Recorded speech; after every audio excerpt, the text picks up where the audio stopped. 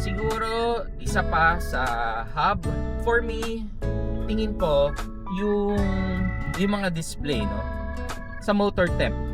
Isa sa mga concern ko nung una was the motor temp.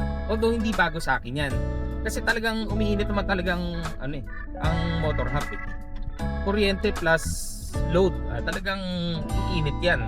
Normal yun na umiinit. Pero syempre depende sa controller, depende sa temp sensor.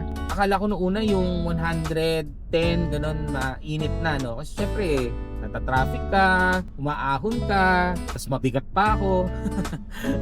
medyo akala ko baka nag-overheat. So tinanong ko kagad si Sir Edwin. So hindi, ang taas naman pala ng cut-off ng sinet nila. And chinek ko rin. Meron ako infrared thermometer, chinek ko yung hub. Kasi ako nakahawak na ako ng hub na halos hindi mo mahawakan. I mean, like for example sa truck, nung nag-truck day kami.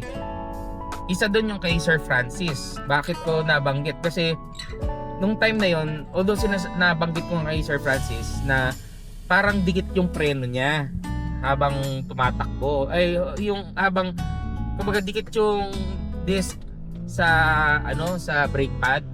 So syempre for me may load, no. So isa yun sa mga napansin ko. Although siya nakasagad din yung kanyang I don't know kung sagad yung controller niya dun sa hub niya. Nung nahawakan ko talagang aso ako mainit talaga siya. Although hindi ko dala yung time ng eto naman kahit umabot siya ng 120 ganun, actually max ko is 120 lang Pero nung nung ginamitan ko siya ng infrared thermometer, nasa 55 lang malamig ba? Although syempre iba yung nasa sense talaga ng temp sensor kasi hindi ko alam kung saan nakalagay yung temp sensor. Wala akong idea pagdating kung nakatutok ba siya sa mga coils. So yung coil temperature ba yung tinitignan? Kasi ako, ang logic ko lang naman kung bakit ko tinitignan yung temperature sa mga plate, gano'n ko sa malapit yung coil. Siyempre init yan So through conduction, thermal conduction, gagapang yung init. Yung plato, yung pinaka-cover, iinit yon. Yung bearing, iinit yon. Kasi lahat yan bakal So tendency niya, gagapang yung init. Pero sa kanya hindi. So sabi ko, nag-worry ako na at first. Tapos nung tinaray ko sa marilaki, sabi ko, packet ng tanay. Hindi siya hindi siya nanlamya. Kasi ang tendency ng controller, pag nag-overheat yan, yung hub mo at nasisense niya, nagka-cut off siya. So hihina rin yung power. So sa kanya hindi. Hindi ko naranasan yan. Hindi ko naranasan paakyat ng tanay. Takbo ko nga nun, nasa 40, 50 ang ahunan yan. Na number 2 lang. So talagang lang naman. Pagdating sa hub, wala rin ako masasabi. Siguro yun lang yung display. Baka siguro hindi lang calibrated. So yun lang naman. Kasi mahabang proseso din yan yung pagka-calibrate ng temp sensor.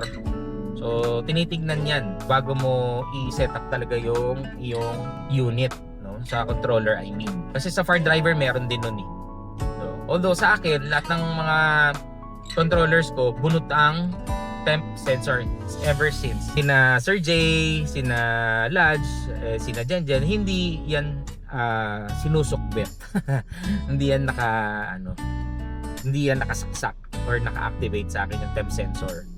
Pagdating sa controller hindi naman, wala akong na-encounter na overheating sa controller. Okay naman siya. Maganda rin ang performance ng controller.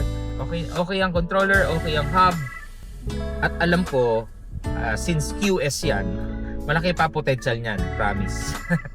4 kilowatt na parang power save, malaki pa ang potential niyan. Kung nagkaroon nga lang ako ng pagkakataon, gusto ko sana ipa-dyno para at least alam ko yung baseline, di ba? Kaya in case, alam din natin hanggang saan kaya niyang abutin. Although, syempre, hindi kasi lahat naman mag-upgrade Hindi ko lang alam kung may EM150. Pero sa EM100, kasi nakita kong spec sheet ng EM100.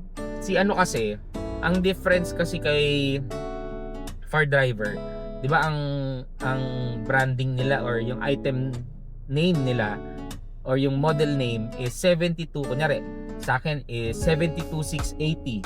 72 volts, 680 phase naman yun, phase amp. Sa EM, sa Votol, yung EM100, yung 100, yun yung line amp mo naman. So yun, kaya yun yung parang sagad niya. Si Fire Driver, yun yung max phase na kaya mong ilagay. Diba? Kaya actually, pwede mong balik ta rin yung computation Kumbaga pag tinignan mo, kunyari 100, ang safest na ratio is 100 to kunyari 100 yung line.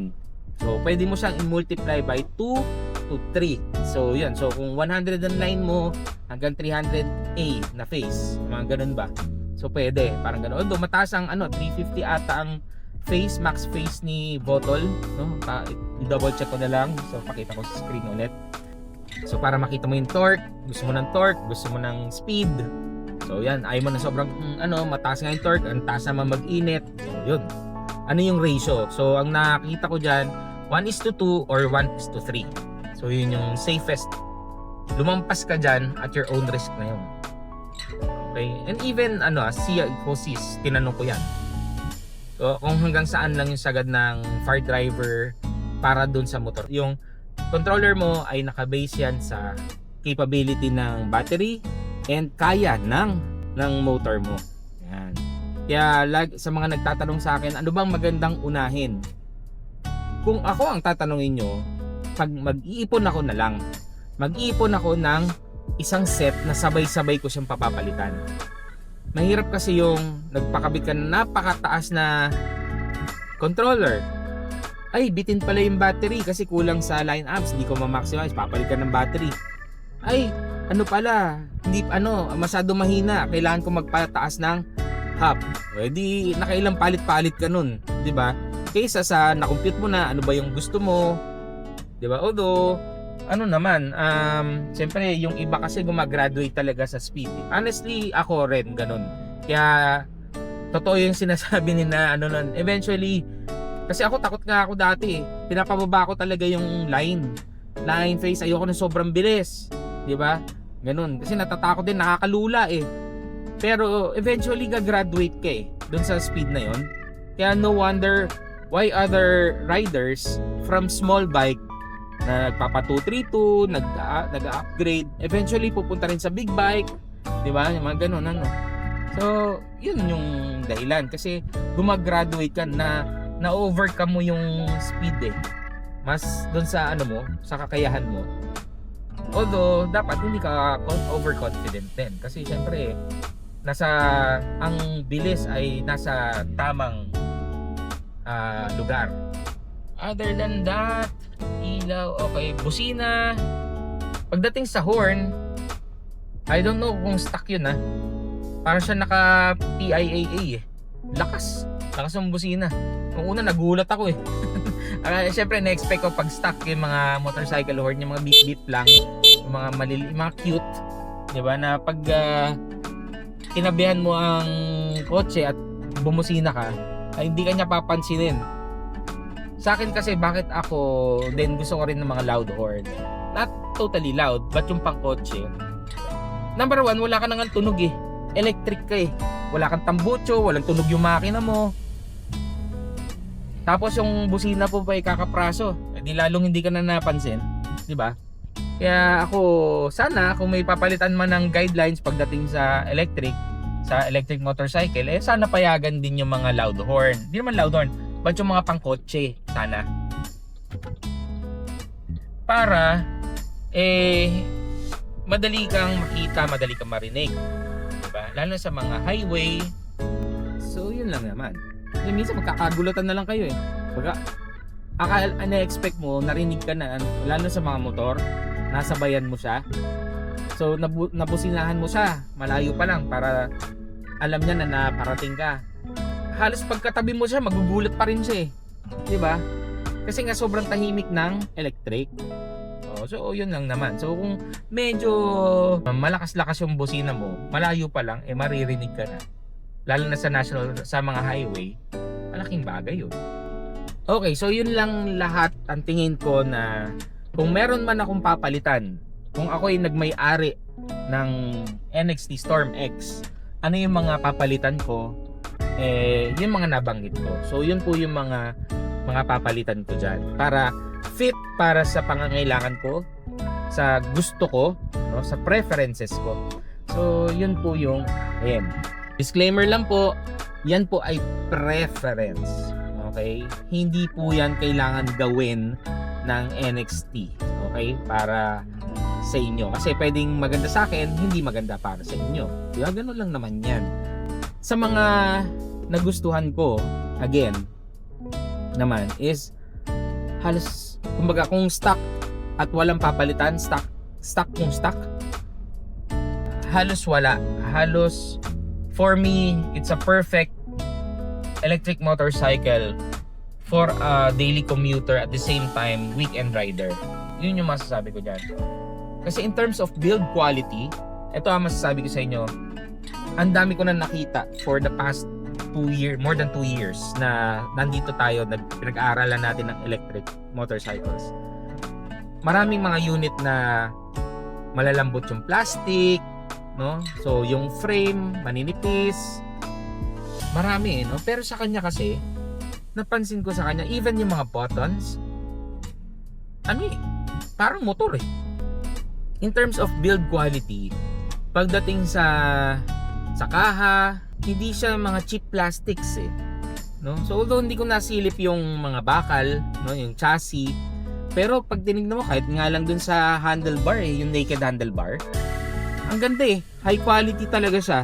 Hindi mo siya akalain, hindi ko alam kung paano nag-come up sa ganong presyo, no? Sa 135, napaka affordable niya.